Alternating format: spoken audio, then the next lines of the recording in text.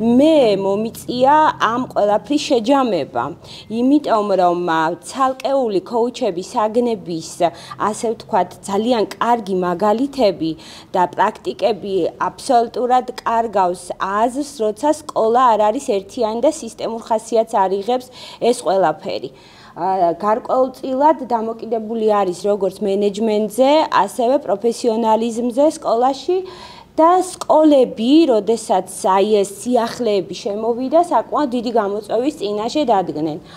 აქ არის როგორც ადამიანურ რესურსებზე საუბარი, ასევე აი ყველა მიმართულებით, ყველა სეგმენტში სკოლა ძალიან, ასე ვთქვათ, შეარყიეს და თავისი, ასე ვთქვათ, ჩვეული რიტმიდან ასე ამოაგდეს. ამას ძალიან, ასე ვთქვათ, დიდი პერიოდი დასჭირდა გააზრებას, რა ხდებოდა ჩვენს თავს. მე ფაქტობრივად ვარ სკოლა, რომელიც არ ყოფილა ჩართული ახალი სკოლის მოდელში, მაგრამ პირველი მატრიცის ფორმა რო შემუშავდა, იქედან ვარ მოკლედ ამ პროცესში თავად მე. ანუ ამან გამოიწვია ის, რომ გაანალიზების შემდეგ ჩემთვის და ახლაც ამაზრზე ვარ, ძალიან კარგად და ნათლად გამოჩნდა, რა სიკეთეები შეიძლებოდა მოტანილიყო და სკოლისთვის მოეტანა ამ ახალ პროცესს და სიახლეებს. და მოკლედ გავაანალიზეთ დადებითები, უარყოფითები რისკები რა შეიძლებოდა ყოფილიყო და შევთანხმდით იმაზე, რომ ჩვენ ყოველთვის მოგწონდა ის მცირე თავისუფლება, რომელიც დღეს დიდი თავისუფლებით შეიცვალა სასკოლო მართვის და მენეჯმენტის კუთხით და ქონდა შესაძლებლობა, რომ შეფასების პროცესი, ასე ვთქვათ, შეგვეცვალა. ანუ რას გულისხმობს ეს? მიმდინარე ქულები შეგვეცვალა, ასე ვთქვათ, რასაც ახლა ვეძახით აბსოლუტურად არასწორი მიმართება მგონია, შემაჯამებლების ქულებით. ამაზეც ცოტა მცირედ ვისაუბრებთ და 2020 წელს, 19-20 წელს გავრისკეთ და მთელი სკოლა გადავედით ასეთი ტიპის შეფასებაზე. და სწორედ ამის ინიცირება გამოიწვია ახალი სკოლის მოდელის იდეამ, ანუ კონკრეტულად კომპლექსური დავალების იდეამ, ანუ რასაც მოიცავდა ეს. ძალიან დიდი შრომა გავწიეთ, ასე ვთქვათ, და უბრალოდ რამდენიმე მიმართულება გამოვყავით, ჩვენ პრობლემებზე უფრო ვისაუბრებთ ახლა, რადგანაც სკოლას წარმოვადგენთ, რაც კეთდება, უნდა გაკეთდეს, მაგრამ პრობლემა რაც არის, იმას გეტყვით, ეს არის კურიკულუმის ანალიზი, რომელიც დღესაც საოცარ სირთულეს წარმოადგენს, მოსწავლეების ჩართულობა, რომელიც ძალიან დიდი რისკი იყო, რადგანაც მასწავლებლების მენტალური მზაობა არ იყო, რომ ქულას თუ არ დავუწერ, აბა რითი აი საოცარი დამოკიდებულება, რითი დავიჭირო გაკვეთილზე, სწავლასწავლების დონე, იმიტომ რომ ჩვენ მზად ვიყავით პირველ ეტაპზე რა შეიძლებოდა ყოფილიყო და სასკოლო საზოგადოება მშობლების დამოკიდებულება არათუ მასწავლებლების საკმაოდ რას მოგცემდა. ანუ აქ გამოვიტანეთ მეორე მოდელი, რადგანაც მე შემილია ვთქვა უკვე, რომ 50%-ით გავმართეთ 4 წლის განმავლობაში. ანუ იმის ილუზია, რომ ეს პროცესი, რასაც ჩვენ თხოვდით ამას 6 თვეში, 2 თვეში, 1 წელში, აი წარმოუდგენელია.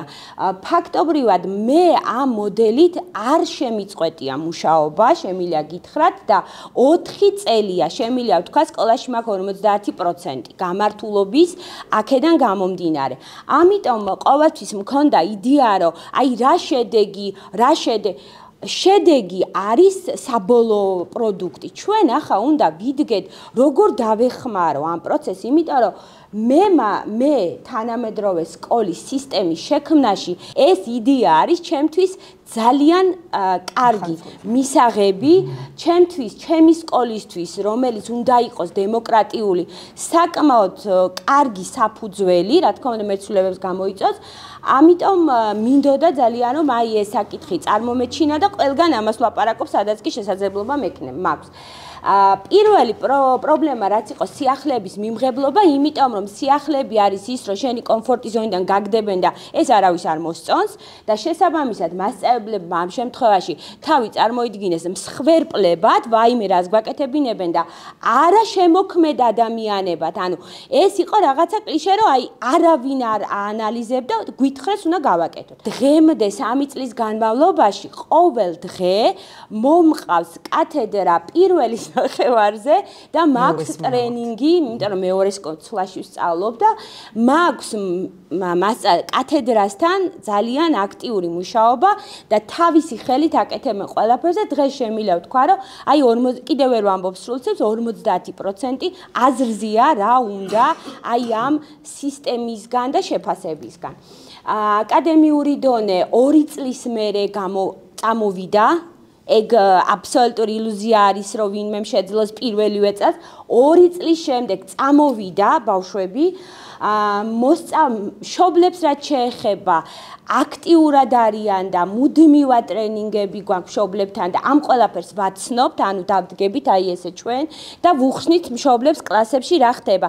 მართალი გითხრათ, არ ვიცი რამდენმა რა იცის რას ვლაპარაკობთ, მაგრამ ყოველ შემთხვევაში მოწონთ რომ რაღაცა ვაცნობთ იდეას.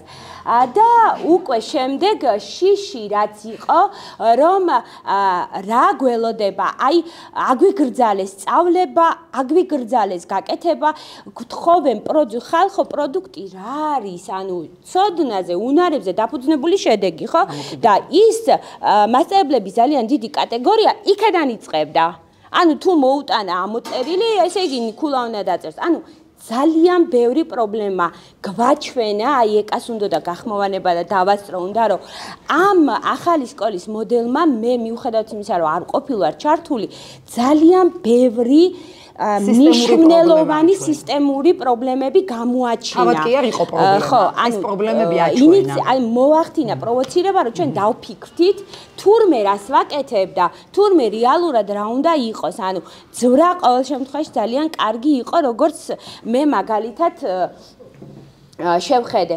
ახლა უკვე ეკა უფრო კონკრეტულად იცის, რაც კონკრეტულად არის და მე გავაგრძელებ. მოგესალმებით და ძალიან მიხარია, მართლა ძალიან მიხარია, რომ საშუალება მომეცა და ამ პროცესებში ჩართული ვიყავი როგორც სახელმძღვანელოს თანაავტორი, როგორც კოუჩი, როგორც დირექტორის მოადგილე, ანუ შე კიდევ წინა წელს და 120 მასწავლებლის მობილიზება მიწევდა და 2500 ბავშვთან ასევე მეც დავნერგე შეფასების ახალი მოდელი, ეს მეორე მოდელი და აქედან გამომდინარე ძალიან ბევრი ესე ვთქვათ პროცესში ვიყავი ჩართული და ადრე კიდე მასწავლებლის სახლის ტრენინგები, რომელიცაც ვატარებდით მასწავლებლებთან, იმიტომ რომ ის ახალი ვთქვათ ელემენტარულად მეთოდი დააქტობა გაირჩეთ ერთმანეთისგან. აი ესეც კი პრობლემა იყო, ასე ვთქვათ, იმ ტრენინგების ჩატარების დროს წლებისა მანძილზე და აი მართლა მეც დან მინდა დავიწყო სიახლეების მიღებულობა, მასწავლებლის ღირებულება, დამოკიდებულებები ბევრი მიმართულებით გვიკვლევია. მაგალითად ადენაუერიდან ფონდიდან გვიკვლევია ეს და გაცეს და აი ძალიან ბევრი პრობლემა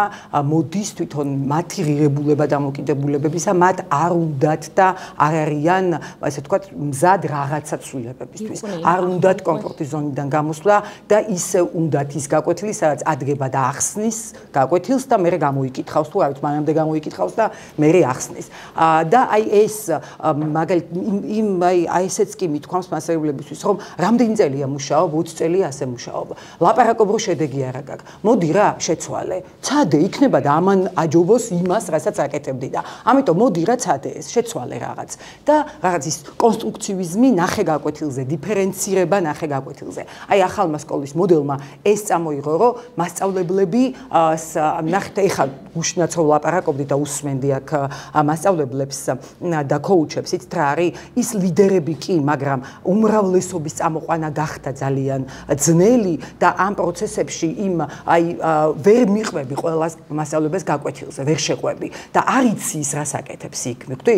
და ამიტომ აი ჩვენ ერთმანეთთანაც გვისაუბრია, რომ მე ხა მაიკოსთან ვარ სკოლაში მასწავლებელი და თქვათ მოსწავლებისგან ხომ ესმის, რომ შემაჯამებელი დავწერე, ძალიან ღიად ვლაპარაკობთ, ზუსტად ის პრაქტიკული პრობლემები გვაქვს გამოტანილი, რაც როგორც მასწავლებელს შემხვდა და რაც მინახავს და აი ისევ რაღაცა მოიცა შემაჯამებელი, რომ დაწერე ქულას გიწერს მასწავლებელი, მე ვეკითხები მოსწავლეს და ხო, კი მიფასებს და ამ დროს მე დამაიკო და ინდივიდუალურად ლაპარაკობთ იმ მასწავლებლებთან, რომ აი ის მოდელი არ ითვალისწინებს იმას, მეორე მოდელი, რომ შემაჯამებელი დააწერია და ქულა დაწერე. არა, ის ქულა კი არ არის საბოლოო ქულა, თემის შემაჯამებელი ქულა, რომლის ერთი ნაწილია ის ტესტი, რომელიც შენ სადღაც დააწერია. ან დამოუკიდებელი სამუშაო. იქ იკინძება ყველა აქტივობაზე აკვირდები მოსწავლეს, რომელ აქტივობებში ჩართულია. საშინაო დავალებაა კი ბატონო, საკლასო სამუშაოა, ცხილებზე სქემებზე მუშაობა, დიაგრამებზეა, კომპლექსურზე განმავითარებელი მიეცი თუ ასე შემდეგ. საბოლოო ჯამში იმან თემის შემაჯამებელ ქულაში მოიყარა თავი და არა ისო ტესტი დავაწერინე და იმ ტესტის ქულა შევიტანე თემის შემაჯამებელ ქულად. აი ესეც კი იყო ასე რომ ვთქვათ დილემა არის დღესაც არის მასწავლებლებისთვის, რომ მიიტანო ეს სწორად და მერე გაიგონ იმათმა. ასევე მშობლების ძალიან კარგად თქვა ეს პრეზენტაცია მათთან და მათი ჩართულობა ძალიან მნიშვნელოვანია, იმიტომ რომ მშობელი გეუბნება, მე ჩემი შვილის გაკვეთილი ჩავიბარე. და შენ აბა რა დაუწერი ამაში ხა და ეს დამოკიდებულება აქვს 80% ჯერ კიდევ მშობლების და ამიტომ ძალიან მნიშვნელოვანია რომ მშობლებთან მოხდეს ეს საუბარი რომ გაიგონ რომ რაღაც შეიცვალა რაღაცა სხვა მეთოდებით მუშაობს სკოლა და აქედან გამომდინარე ამ მეთოდების ასე ვთქვა დანერგვაში მშობლებიც უნდა იყვნენ აუცილებლად ჩართულები ამიტომ ვაკეთებთ წლის დასაწყისში შეხვედრას მშობლებთან და მათთან თუნდაც იმ შეფასების მოდელის განხილვას რომელიც შეფასების მოდელითაც მუშაობთ როგორც მასწავლებლებს ეხა დავანებებ ყველაფერს და მასწავლებლებმა დავიწყე კომპლექსური დავალებებით მუშაობა, შევქმნით ჩემი კურიკულუმი და დავიწყე მუშაობა. რა პრობლემები შეხვდათ, თორე ღირსებებზე ბევრი ვილაპარაკეთ და მეც თანდათანობით ამას ჩავსვამ. მაგრამ კონკრეტული პრობლემები. კომპლექსური დავალების აღქმა მორიგ საშინაო დავალებად.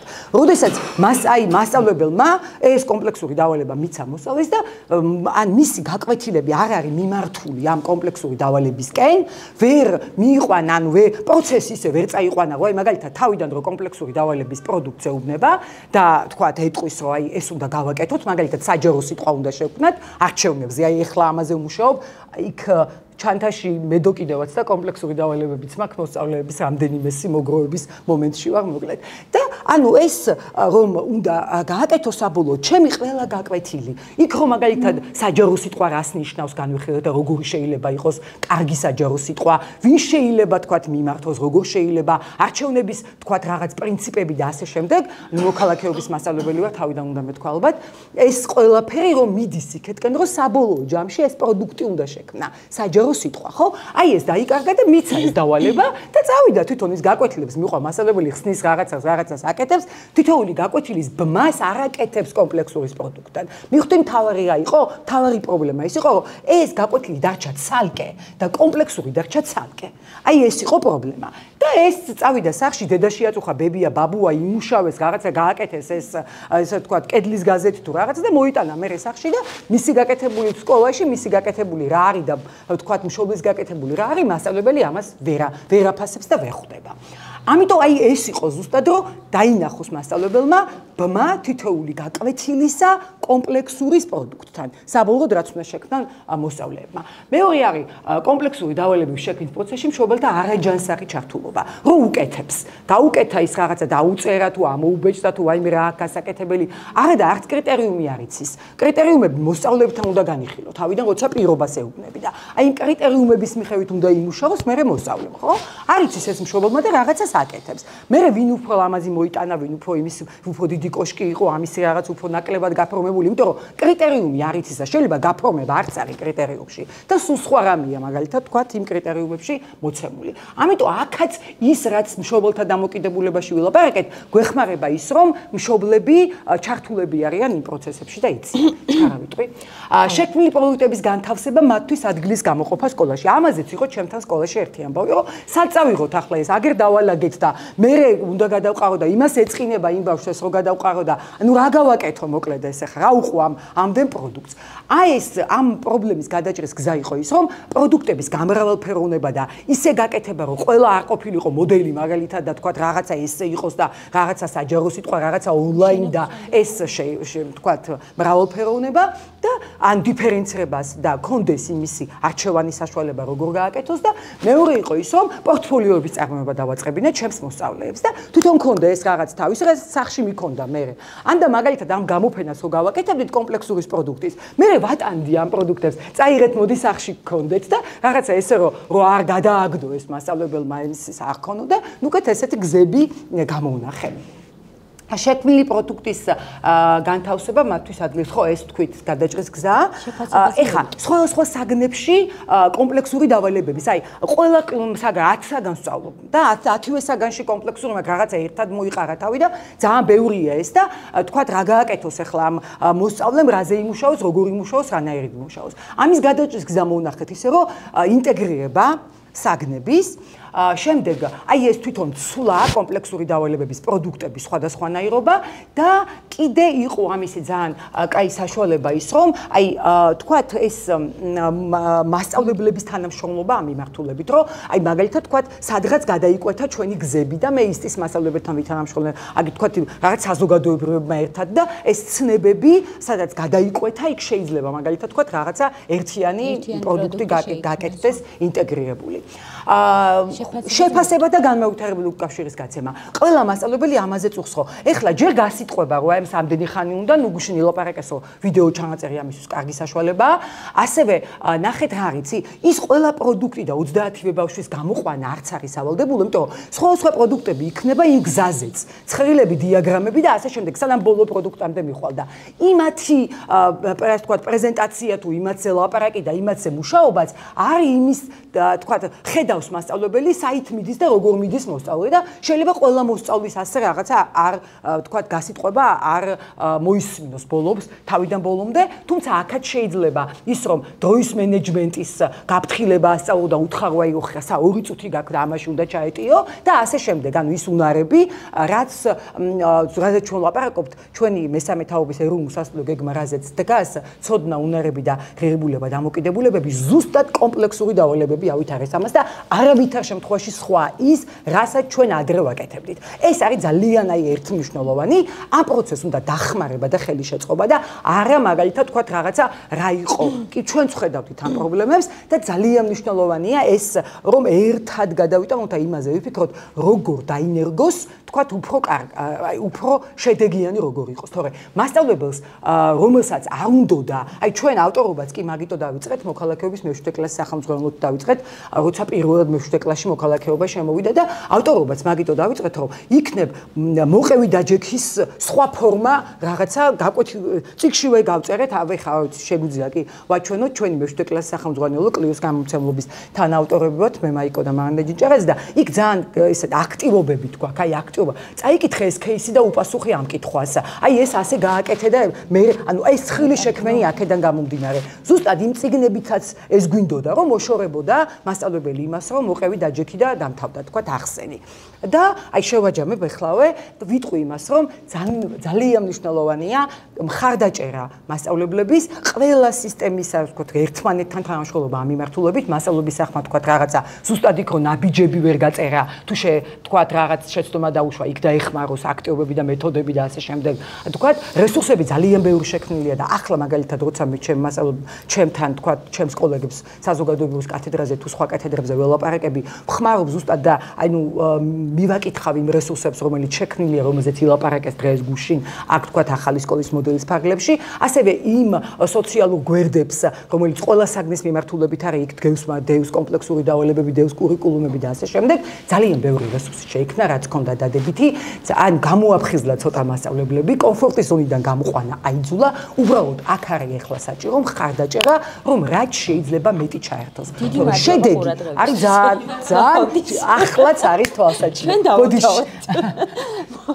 მოკლედ გეტყვით მე ძალიან უბრალოდ მე გაჩვენებთ ტექნიკურად რა გავაკეთე იმისთვის რომ აი ეს პროცესი წასულიყო პირველ რიგში კვლევა რა თქმა უნდა კვლევის კითხვარი დამრჩა რომ ამ დამესქრინა მშობლების კვლევა ეს იყო გაკვეთილის წარმართვისა თუ შეფასებისა თუ მოსწავლეთა ჩართულობისა ბავშვების მოსწავლეების კვლევა იყო მე-7 კლასიდან სამწუხაროდ იმიტომ რომ მე-5 კლასში ანუ შედეგი ვერ მივიღეთ იმიტომ რომ რაღაცა გაურკვეველი შინაარსის პასუხები იყო სამწუხაროდ და ვიზრუნეთ მოსწავლეთა ჩართულობაზე და ძალიან ბევრი რაღაც მიწერია უბრალოდ ამას ვერ ვიტყვი რომ ყველა რაღაცა მასში 100%-იან შედეგში არის მაგრამ ყოველ შემთხვევაში ვცდილობთ რომ აი ეს იყოს რომ იცოდეს მიზნობრიობა რატომ სწავლობს ამას ამ თემას ამ საკითხს პირველი მასწავლებლის მიზანი რომ რატომ უნდა ისწავლოს აი ეს თემა რა შედეგს მიცემს ეს გაანალიზება და შეფასება იმიტომ რომ შეფასების და დიაგნოსტიკის გარეშე არც ერთი პროცესი არ მიმდინარეობს არ აქვს აბსოლუტურად განვითარების შესაძლებლობა ამიტომ ჩვენ როდესაც დავიწყეთ ამასთან შეჭიდება დავიწყეთ შეფასების პროცესი სკოლის შეფასება мотиваციის შეფასება მასწავლებელთა ჩართულობის და ამ ყველაფრის რეკომენდაციებზე დავაშენეთ ეს და ინკლუზია გუშინ ბატონმა დავითვა ახსენა ინკლუზიურობა ანუ ფაქტობრივად სკოლა დღეს არ არის ინკლუზიური ყველა ბავშვი ბავშვისთვის და ჩემთვის ერთ-ერთი გამოწვევა და პრიორიტეტია, რომ აი ეს პროცესი ჩართულობა თუ გინდ მოსწავლის ჩართულობა შეფასების პროცესში, ესეც კი ერთგვარი ინკლუზიის პროცესის გამართვა და ნაბიჯია, რისთვისაც ჩვენ შრომობთ. ეხლა ვერ გეტყვით რომ მივახციეთ, მაგრამ ყოველ შემთხვევაში ნაწილობრივ გვაქვს. ნახეთ, აი ეს არის, არ ვიცი, ეხლა მე არ რამდენად ინოვატორი ვარ თუ არ ვიცი, მაგრამ ნახეთ ეს მიმდინარე პროცესი, რომელიც დაიგეგმა კათედრებზე, თითო საგნების მიხედვით, თემა არის გაწერილი და გაჩვენებთ როგორადაც გავწერეთ ეს თემა, ანუ დავესესხეთ კურიკულუმს, დავესესხეთ მატრიცას, ყველას ერთად შევქმნით ჩვენთვის მორგებული ფორმა, რომელიც მშობელსაც აჩვენებს მიმდინარეობას, რაში რა იწერება და რა უნდა ისწავლოს დასაწყისში და ბავშვიც ხედავს და ავტვირთეთ ჟურნალში, უბრალოდ აქ მათემატიკის მასწავლებლის დასკრინული, ასე ჩანს ჟურნალში, მაგალითად თემის დასაწყისი ვთქვათ, პირველი იყო რაღაცა 23:09-ს დაიწყო, ეს გრძელდება ვთქვათ ერთ კვირას, 7 გაკვეთილი და ბავშვი შედის, დააჭერს, დააკლიკებს ამას, ახლა გაჩვენებთ მეორესაც და ხედავს, რომ ამ თემის ბოლოს მან უნდა შეძლოს ეს და ამისთვის ჭირდება საკითხი ეს თქვათ 5 საკითხი და ის მეთოდები და უნარები, რომლითაც ამას გააკეთებს. აი ასე ჩანს, აი ბავშვი რო და მშობელის რო აკლიკებს ჟურნალში უკვე ჩანს და შეუძლია ფაილი ჩამოტვირთოს და მზად იყოს მაგალითად კითხვა აღარ დასვას, რომ ჩემ შულს რატო არ დაუწერე თხრობაში, იმიტომ რომ თხრობა არ მაქვს ჩემო ძვირფასო, მე სხვა რაღაც მაქვს, აქ ანალიზი მაქვს, იმიტომ რომ წინა თემაზე მოვათხრობინე რაც იყო, ხო? და ასე გვაქვს გაწერილი, აი იმ დოკუმენტს რო ჩამოტვირთავთ, აი ასეთი აღწერილობა ჩანს, ახლა მათემატიკა და ინგლისური მაქვს, მე მგონი გამოტანილი ზუსტად ვერ ვხედავ და ნახეთ ამის ფორმასაც გაჩვენებთ ეხლავე, სანამ ნახეთ როგორ არის ეხლა ამის ფორმა. ფორმა შევიმუშავეთ, ახალი არაფერი გამოგვიტანია ნამდვილად.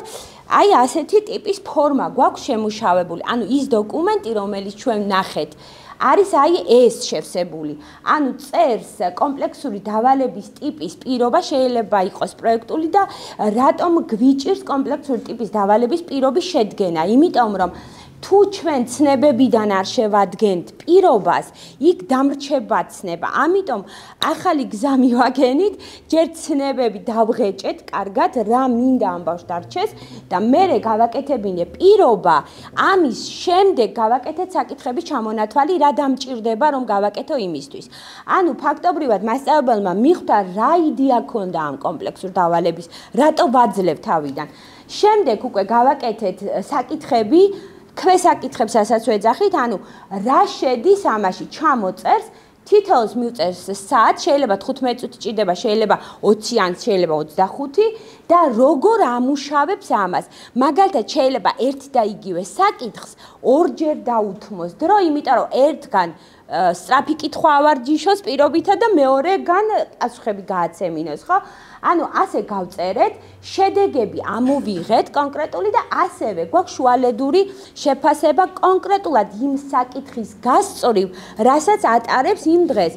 ანუ ფაქტობრივად მერე როდესაც ჩვენ ამას ვამთავრებთ, ანუ 5 გაკვეთილი, 10 გაკვეთილი თუ 2 გაკვეთილი, ამის შემდეგ უკვე ფასდება განმავითარებლით ან განსაზღვრელით და კრიტერიუმები გამოაქვს აი ცნებებიდან გამომდინარე თავში რა უნდა და აი რატო აკეთებდა ამ თემას.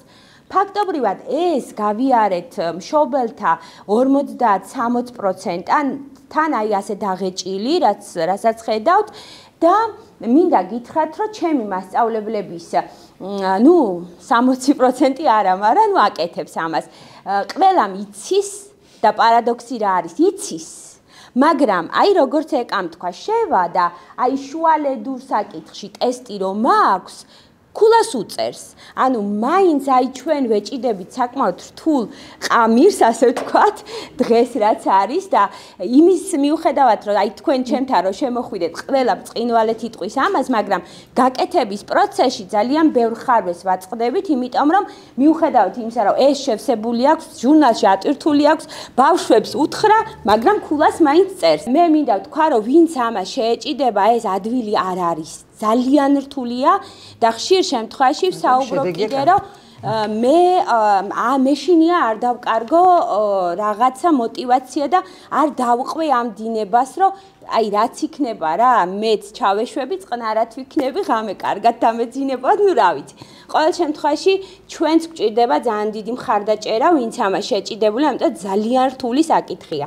გარდა მაგისა, ნახეთ, ავამუშავეთ ჩვენ აი შეფასება რაც იყო, შეფასების სისტემა შევქმნით, ამას ვერიფიკაცია დავარქვით, იმიტომ რომ ყურში აი ტერმინებზე თქვენ რო თქვით, ყურში უნდა გაჯდეს ტერმინი, იმიტომ რომ ამაზე აქვს საოცარი პროტესტი. ჯგუფი შექმნილი არის, რომელიც აი ამ ყველაფერს ასე ვთქვათ, ჩემთან ერთად ართმევს თავს, გამოკვეთა ძალიან კარგად მასწავლებლების კატეგორია ლიდერი, რომელიც ჩემს გვერდით გუნდი შედგება, ვერ ვიტყვი რომ არის ბევრი და ცოტა მყავს კონტინგენტი და 3 მასწავლებელია შემიძლია ვთქვა ჩემი გუნდი და დანარჩენს არეშინია, მაგრამ ხათრით აკეთებენ, ასე ვთქვათ, მაგრამ პირველ ეტაპს მე ვეძახი 2 წელს ეს 3 ადამიანი, რომელიც ჩემთან ერთად ამ ენერგიას დებს, ჩემთვის არის უკვე შედეგი და ძალიან მივესალმები ახალგაზრდების შემოსვლას. მოვიპოვე 2 ადამიანი, რომელიც მოვიპოვე, ასე ვთქვათ, 2 ძალიან კარგი ადამიანი, ახალგაზრდები, რომლებიც ჩემთან შემოვიდნენ და ასწავლიან სკოლაში და პოლიტიკა იმისა, რომ მე მას უნდა მივცე, სიცოცხლე უნდა მივცე სკოლას, ხო?